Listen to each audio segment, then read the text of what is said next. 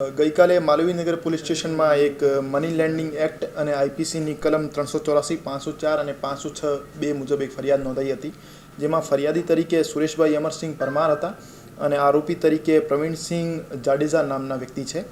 એમાં હકીકત એવી હતી કે ફરિયાદીને ધંધા માટે પૈસાની જરૂરિયાત હતી, તો ફરિયાદીએ આરોપી પાસેથી 60 લાખ રૂપિયા 3% વ્યાજના લેખે લીધા હતા અને ફરિયાદીએ પૈસા પરત ચૂકવ્યા છતાં એમના પાસેથી 5 લાખના જે 7 ચેક લખાવ્યા હતા અને મકાનના દસ્તાવેજની ફાઇલ અને સાટાગત લખાવી હતી.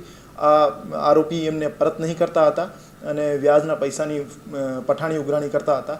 એના માટે લઈને ફરિયાદીએ આરોપી વિરુદ્ધ એક ફરિયાદ નોંધાઈ છે અને હાલમાં તપાસ ચાલુ છે. આ મેટરમાં આઈપીસીની કલમ 384, 504 અને 506 મુજબ ગુનો દાખલ કરવામાં આવ્યો છે. સાથે સાથે મની લેન્ડિંગ એક્ટની કલમો પણ લગાવવામાં આવી છે અને હાલની તપાસમાં એમના પાસે કોઈ લાયસન્સ હોય એવું સામે આવ્યું નહીં.